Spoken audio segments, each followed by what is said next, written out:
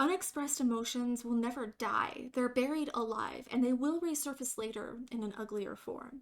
Hello everyone, thank you so much for joining me here today. If you're new, I'm Amanda. Welcome to the channel where we are all about shattering the mental health stigma. If you haven't already, please make sure you make sweet, sweet love to that subscribe button. Give the bell a few kisses so you're not missing any of this content designed to help you with your mental health or help you help someone else. And if you're needing a little extra direction, you can check out my Happiness Boost course. I will link that in the description below. It goes through the exact steps I took to go from being on that ledge, ready to end everything, cycling through addiction, not wanting to get out of bed in the morning, not feeling like life was really worth living, to finding the light on the other side of that. So if you need help creating a solid mental health foundation, make sure to check that out. Today, I'm going to be reacting to Metallica, The God That Failed. I am very intrigued already by the title. Not new to Metallica, done quite a few reactions here on the channel, but I've never heard this song, and as an atheist, I'm pretty intrigued. So let's go.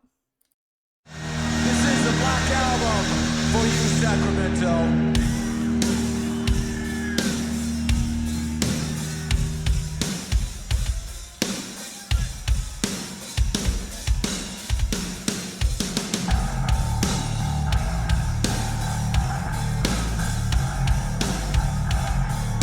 Still with the purple sparkles, just on the drums now.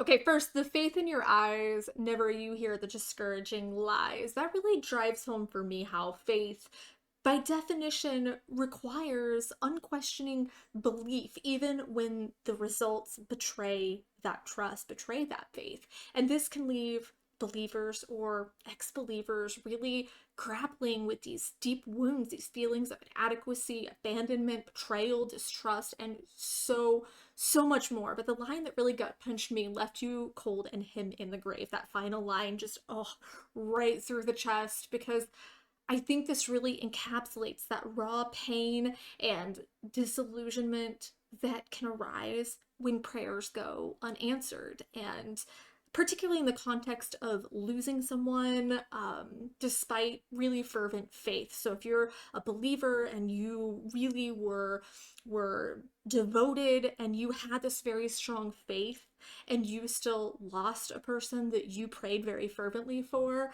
I think that that can really kick up these feelings. And then when you express those feelings, it's often written off by other people of faith as just part of God's plan or some similar empty platitude. And I think that that sentiment really confronts the reality that no amount of pleading or devotion or faith can save a loved one. And that really challenges that belief of a benevolent interventionalist deity. It grows, it climbs out, you will know.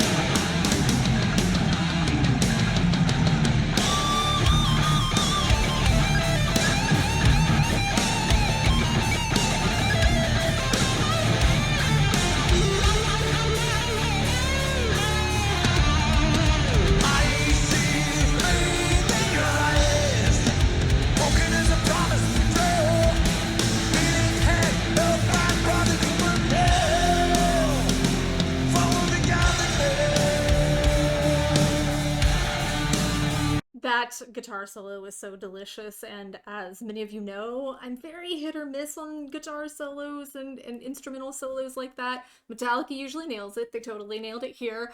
I just wanted to make a quick side note. I didn't say this in the beginning, but I chose this show because the original video was very, very blurry. The official music video was very, very blurry, and there didn't seem to be any earlier shows, and I didn't want to just do the album version, so I chose this show. I know some people are going to gripe about that in the comments, but to me, they still got it. I can still say wow and just be blown away. So I'm still having an awesome experience over here, but it clouds all that made me just want to jump out of my seat. I don't know if that was visible, but I just really wanted to jump out of my seat because the mental gymnastics I see people of faith jumping through to rationalize things that make literally no sense whatsoever never ceases to baffle me. It's like they have the logic available and they can tap into that reasoning when it's not questioning these convictions they so desperately cling to, but there's that cognitive dissonance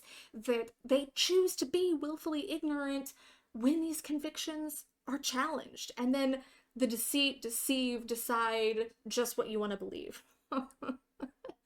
To me, that points out how religious individuals often have to cherry pick, usually have to cherry pick which parts of their own doctrine to follow because they can't feasibly follow it all, right? It's just not possible in today's day and age to follow it all. So they really have to cherry pick, and that creates this internal struggle that these believers face when they're reconciling contradictory teachings or personal experiences that challenge this belief system.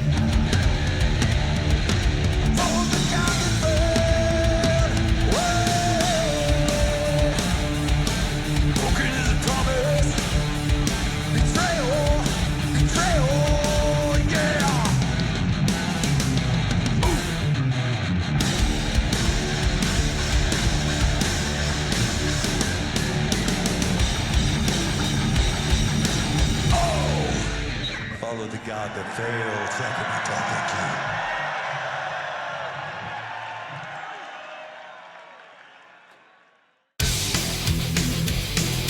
you. I'm assuming that this song is less popular just because of the topic, because of the theme, but this is probably my favorite Metallica song so far, just because I resonate with it so hard. I have a lot of religious trauma of my own.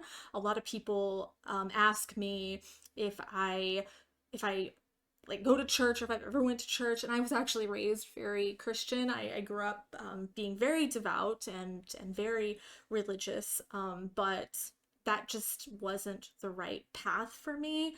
And there was a lot of feelings of abandonment, feelings of distrust, feelings of confusion, feelings of losing parts of my identity. So I completely understand where a lot of this angst and a lot of this resentment in these lyrics, where that's coming from, because I went through a lot of that myself. And it's not that I necessarily feel like God failed, because I just don't believe that God is real in general, but I can certainly understand how a person could feel that way. And I think what it's really saying is you continue to follow this idea, this set of beliefs that really at the end of the day doesn't make sense. Like the promises that you're getting, the promises that are being made to you by your faith aren't coming into fruition. And the last part there came back to those opening lines about pride from one's faith. And they remind me of all the times, those lines remind me of all the times that I questioned whether the pride people feel when they follow a particular religion is one of true accomplishment or an illusion that's just been reinforced by these rituals, this doctrine, this echo chamber, because they're in an echo chamber of people that believe what they believe, so they're just spitting back the same ideas and stuff. And oftentimes, especially I grew up in a small town, it can be very difficult to connect with people that have varying beliefs that could be challenging you in a healthy way. And I'm certainly not here to tell anyone that they are wrong or that they're bad people or anything. I'm just expressing from my perspective what these lyrics meant and from my journey what religion means or doesn't mean to me. So if that is a part of your life and you are using that to better yourself and better the world, great, love that for you. Not going to flame you for that. But I do think that there are a lot of mental gymnastics that people have to jump through in order to align their beliefs with reality. And I feel like there's a lot of cognitive dissonance that goes into that. But the healing hand held back by the deepened nail. So this line, I think, really portrays the failure of divine intervention. That's symbolized by the crucifixion. So there was nothing there to intervene to save this person who apparently seemed to be a devout believer, right? Like there was no divine intervention despite either that person or the people close to them praying for them. Now, I do want to say I understand the symbolization of the crucifixion here, but this is a huge pet peeve to me. So I love actually going to cathedrals and old churches and stuff when I travel abroad. And I remember seeing a depiction of a crucified Jesus that had been crucified through the hands, and this was in a church. And historically speaking, scholars have agreed that crucifixions did not happen through the hand, they happened through the wrist. And that was for several reasons. Number one, because the hands would not hold up the body weight of a fully grown man. And number two, because that would inflict more suffering, more pain. Crucifixion was meant to be very painful, and that would sever nerves here that would create more pain. So I just want to throw that little bit in there that the crucifixion was the wrist, not the hand. So a little bit of imagery that might be off there. But I think the healing hand suggests the potential for salvation or relief, right? There's this healing hand, be it of God or Jesus, however you want to depict it, but it's held back. So to me, that implied that the suffering is persisting despite that promise of redemption. So there was that promise that I'll take care of you, I'll take away all of your pain. You know, there's that promise of redemption. To me, this really reflects the futility of relying on a deity to heal or save, as human suffering continues unabated. And that was honestly one of the top 10 reasons why I and so many others question the efficacy or existence of divine power, at the very least, how they can intervene, whether they can intervene, whether they're omnipotent and whatnot. So that really brings a lot of questions. Obviously, that's not my only reasoning, but that's one of my big reasonings. So it's very interesting that nobody ever recommended this song to me, I guess, because I'm not super open about my lack of faith, because I don't want people to think that me expressing my lack of faith is an attack on their faith. It's just my journey and where I'm at and what I've come to understand and my reality, my perception of reality. We all have our own experiences. So I feel like that's probably why this was never recommended to me, but I had a couple of friends that had suggested it because I've been going through a lot of shifts, and it's been causing a lot of old feelings to come up as I've been having some interactions with people that have brought up some of these old wounds that were made by religion. And I had a friend suggest this song to me. She is a community member, but she suggested this song to me. And I said, you know what? I think I kind of need it right now. But it being Metallica, I feel like the whole community would just come to my house and stone me personally if I didn't share my 2 cents here in the community, with it, like I said, being Metallica. So thank you for holding space for me and for my interpretation of the song. I'd love to hear you guys' interpretations, how you feel based on whether or not you're a person of faith or not. I'm sure we're all going to have very different opinions and ideas.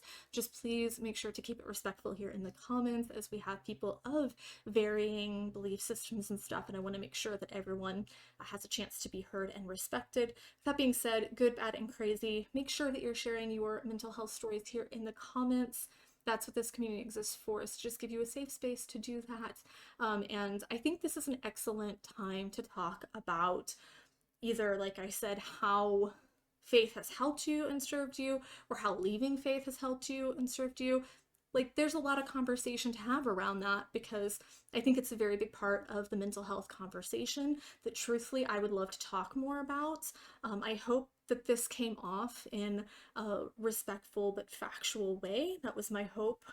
As I was going through this, I kind of got butterflies in my stomach, or maybe that was the baby moving, I don't know. But I was kind of getting those butterflies. I hope that what I'm trying to convey is coming out well. So I can't wait to have this conversation with you, to hear about your experiences and your mental health journeys, how it pertains to faith, here in the comments. I love you guys so much, and I will see you soon. Mwah.